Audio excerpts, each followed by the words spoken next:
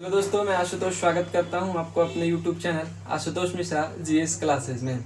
दोस्तों, मैंने इससे पहले देखा कि किस तरह संविधान का गठन हुआ, तो इसके बाद हम देखना चाहेंगे कि संविधान की विशेषता है। अभी तक हमारा संविधान बनकर तैयार हो गया है, अब हमारे संविधान की क्या क्या अच्छाई है उसके बारे में हम जानना चाहते हैं। विशेषता दोस्तों हम किसी चीज़ का भी बता सकते हैं। जैसे मान लीजिए कि किसी को बोला जाए कि मेरा विशेषता बताइए, तो मेरा विशेषता क्या आप बताइएगा? सादा शर्ट पहन ले हैं, यहाँ नाक है, 2 आँख है, 2 कान है, मैंने इस टाइप का बताइएगा ना।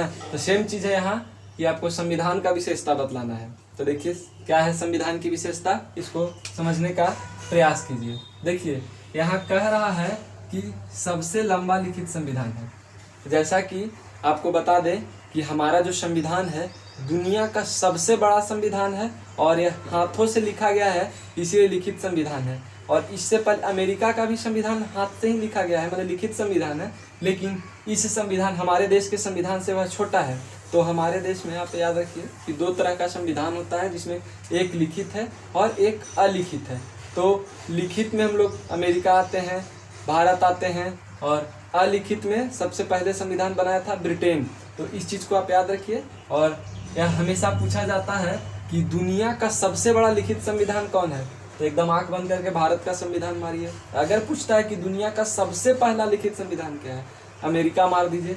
तो जनरली पूछता हम लोग से वही है कि हमारे देश के बारे में, तो यही पूछेगा आपसे कि दुनिया का सबसे बड़ा लिखित संविधान कौन सा है। एकदम आप समझ गए अब इस चीज़ को, हाथ से लिखा गया है और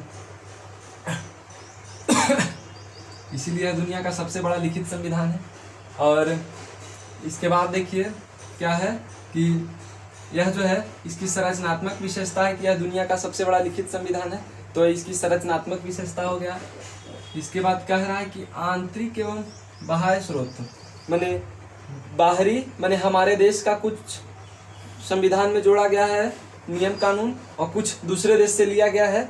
तो हमारे देश कहने का मतलब है कि हमारे देश में देखे होंगे आप कि 1947 से पहले 1935 का अधिनियम आया, बहुत सारा रेगुलेटिंग एक्ट आया, चार्टर अधिनियम आया, तो बहुत सारा आया। तो यहाँ से भी कुछ न कुछ लिया गया। हम लोग पहले का भी वीडियो में देखे कि राष्ट्रपति का पद है, सुप्रीम कोर्ट है, द्विसदनीय व्यवस्था, तो सब चीज़ पीछे हम लोग देख चुके हैं, पर उसको भी देख लीजिएगा, क्योंकि पीछे का वीडियो अगर आप देखिएगा तो वहाँ से मैंने इस चीज़ को हम लोग पढ़ चुके हैं, तो ज़्यादा आसानी होगा इस चीज़ को समझने में। दूसरा चीज़ हम देखें कि 1935 में क्या क्या हुआ। 1935 के अधिनियम में तो हमारे संविधान में ज़्यादातर जो पार्ट है, हिस्सा है, वह 1935 के अधिनियम से लिया गया है। तो अक्सर यह भी क्वेश्चन पूछता है कि हमारे संविधान में सबसे गहरा प्रभाव किस अधिनियम ने छोड़ा है, या किस अधिनियम से लिया गया है या दिया है। तो एकदम आँख मूंद करके आपको 1935 का अधिनियम मारना है, क्योंकि सबसे ज़्यादा अगर अनुच्छेद की भी बात करें तो 200 से 250 अनुच्छेद सिर्फ 1935 का अधिनियम से लिया गया है। तो इस चीज़ को याद रखेंगे। और जैसा बाह्य स्रोत का बात हम लोग कह रहे हैं, बाहरी क्या स्रोत था, तो बहुत सारा अधिनियम कानून है। तो हम अमेरिका से भी कुछ लिए हैं, एकल नागरिकता ब्रिटेन से लिए हैं, और अमेरिका से लिए हैं बहुत सारा नियम कानून, आयरलैंड से लिए हैं, जर्मनी से कुछ चीज़ लिए हैं। तो 1935 का जो हम बताएं यह आंतरिक स्रोत हो गया, मैंने हमारे यहाँ जो लागू हुआ था उससे हम लिए, और जो अमेरिका से जो लिए, ब्रिटेन से जो लिए, जर्मनी से जो लिए, आयरलैंड से लिए, ये सब हमारा देश का बाह्य स्रोत यानी बाहरी स्रोत हो गया। अब आप समझ चुके होंगे जहाँ तक मुझे लग रहा है। 2 चीज़ हम देख लिए। अब देखिए कह रहा है कि नम्यता और अनम्यता, इसको साफ शब्द में अगर हम लोग अपने भाषा में देखें तो कठोर और लचीला है। ठीक है, मैंने लचीला और कठोर है।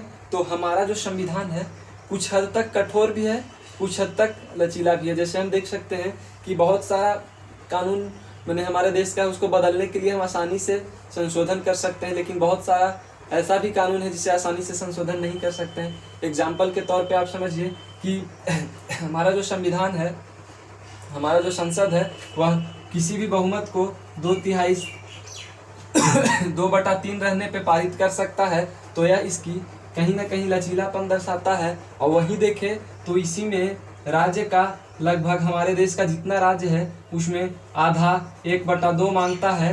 तो कहीं ना कहीं 1/2 जो है हमारे लिए कठोरता को दर्शाता है। तो कभी भी याद रखिए कि लचीलापन के लिए एग्जाम्पल अगर कहीं देना हो तो साफ शब्द में कि अगर 2/3 संसद के 2/3 व्यक्ति अगर किसी विधेयक को पारित करना चाहे तो कर भी सकते हैं, और वहीं अगर उस विधायक पे 1/3 नहीं हुआ तो फिर दिक्कत होगा। तो ये दो चीज़ को आप एकदम याद रखिए, जोड़ के पढ़ने लायक है, आपको हमेशा याद रहेगा।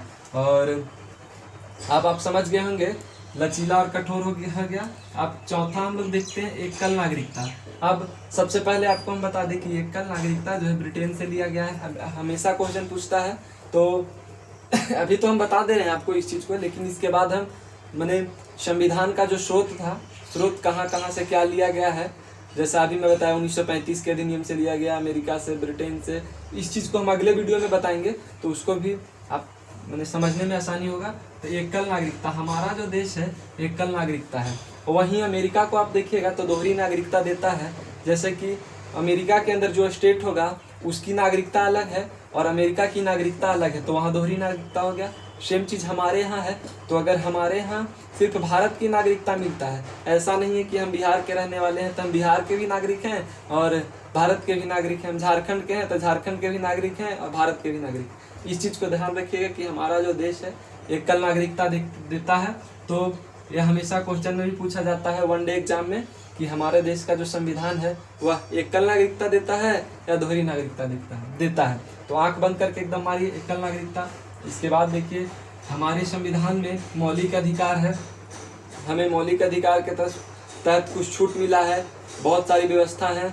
हमें अनुच्छेद 12 से अनुच्छेद 35 तक हमको मौलिक अधिकार पढ़ना है, अनुच्छेद 12 से 35 तक मौलिक अधिकार पढ़ना है। तो इस चीज़ को भी आप याद रखिए, आगे मौलिक अधिकार भी हम लोग पढ़ेंगे तो हम लोग जान ले कि मौलिक अधिकार के तहत हम लोग को समानता का अधिकार है, समता का अधिकार है, बोलने की स्वतंत्रता है, बहुत तरह की अस्पृश्यता का अंत हुआ अनुच्छेद 17 के तहत, उपाधि का अंत हुआ अनुच्छेद 18 के तहत। तो ये सब हम लोग को पढ़ना होगा।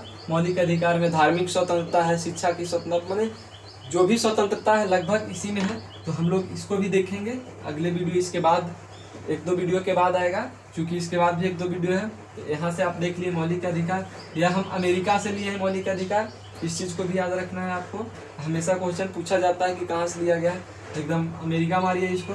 आगे देखिए हम लोग देखते हैं छठा, कह रहा है राज्य के नीति निर्देशक तत्व यानी DPSP राज्य का जो नीति निर्देशक तत्व है, इसके तहत यह कानून है कि अगर राज्य या केंद्र, राज्य या संघ किसी भी कानून को बना रहा है तो वह अपने देश को, अपने राष्ट्र को, राष्ट्र के हित में बनाएगा, देखते हुए बनाएगा।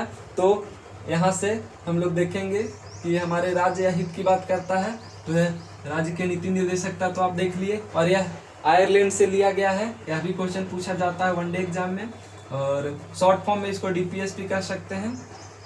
आगे देखिए, इसके बाद 7वां हम लोग देखेंगे, कुछ मौलिक कर्तव्य है हमारे पास, जबकि अगर आप देखें तो मूल संविधान में मौलिक कर्तव्य नहीं है। यह 42वां संशोधन 1976 द्वारा जोड़ा गया है। तो यह भी अक्सर पूछा जाता है कि 4-5 ऑप्शन आपको दे देगा जिसमें एक मौलिक कर्तव्य भी रहेगा, पूछेगा कि क्या यह मूल संविधान में है, तो वहाँ पे सीधा आपको मारना है कि नहीं है। पूछेगा कितने मौलिक अधिकार हैं, तो पहले 10 थे, अभी 11 हो गए हैं, मौलिक अधिकार हो गए हैं, 11 मौलिक अधिकार हो गए हैं, सॉरी मौलिक कर्तव्य 11 हो गए हैं। और यह मौलिक कर्तव्य हम लोग देखेंगे अनुच्छेद 51 के क में 11 मौलिक कर्तव्य हैं। तो इस चीज़ को भी याद रखिएगा कि कितने अनुच्छेद में आता है मौलिक कर्तव्य। तो आंख बंद करके 51 का क मारिए। फिर पूछेगा कि कितने हैं, एकदम 11 मारिए, यहाँ पे 11 दिया हुआ है, 11 मारिए। अब देखिए 8वां नंबर क्या है, सार्वभौमिक मताधिकार देता है हमारे देश में। हमारे देश के प्रत्येक नागरिक को यह अधिकार है कि वह अपनी इच्छा अनुसार अपने मत करे, किसी भी पार्टी को वोट दे। ऐसा बाध्य नहीं है कि वह किसी व्यक्ति विशेष या किसी पार्टी को वोट दे।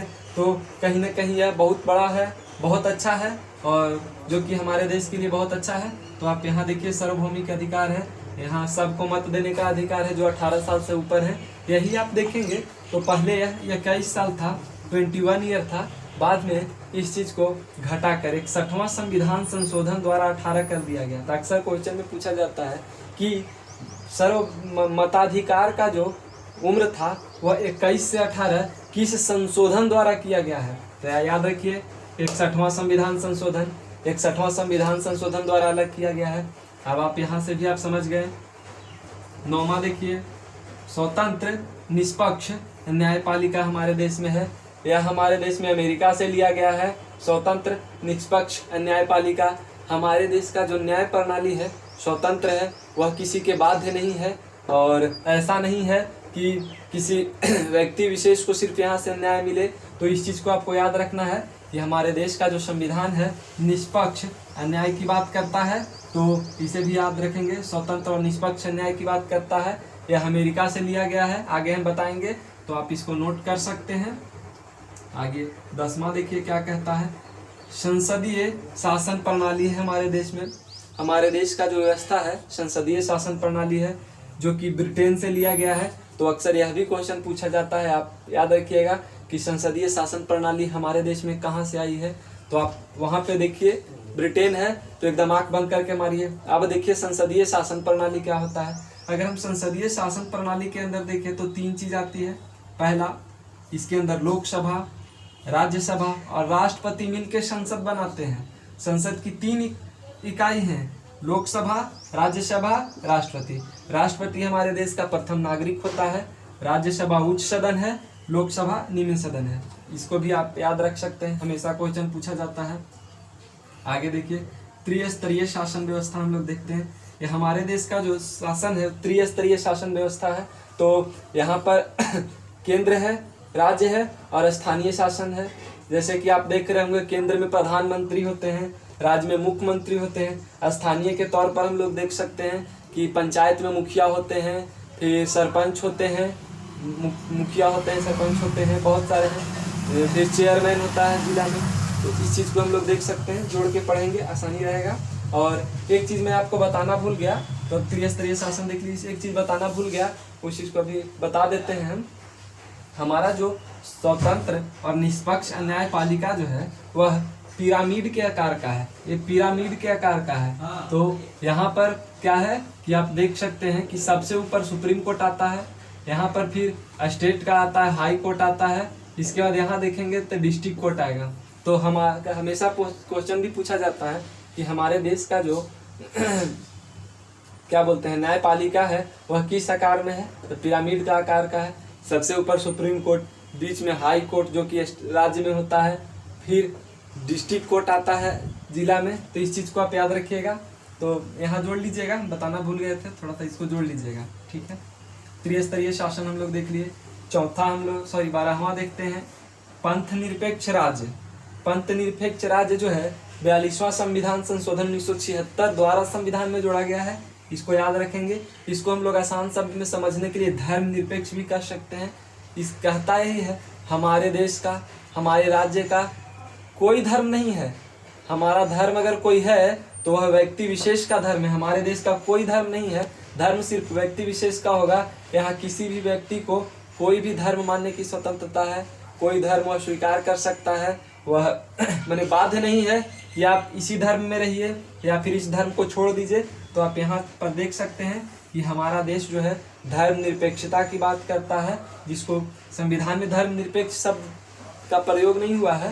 तो आप याद रखेंगे पंथ निरपेक्ष शब्द का प्रयोग हुआ है, संविधान में धर्म निरपेक्ष शब्द का प्रयोग नहीं हुआ, पंथ निरपेक्ष का हो गया। सिर्फ समझने के लिए हम लोग धर्म निरपेक्ष का प्रयोग कर रहे हैं। तो आप यहाँ देख रहे हैं कि हमारे देश का कोई धर्म नहीं होता है, राष्ट्र का कोई धर्म नहीं होता है, धर्म सिर्फ व्यक्ति विशेष का होता है। तो आप एकदम हमेशा गांठ बांध दीजिए कि हमारा देश किसी को ये अधिकार नहीं देता है कि आप अपने धर्म को मतलब मैंने अपना धर्म मानने का अधिकार है, और वह जिस धर्म में चाहे उस धर्म में जा सकता है, उसको कोई बाध्य नहीं है।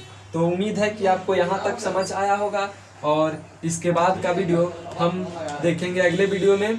तो फिलहाल इतना देखने के लिए धन्यवाद, और मिलते हैं अगले वीडियो में।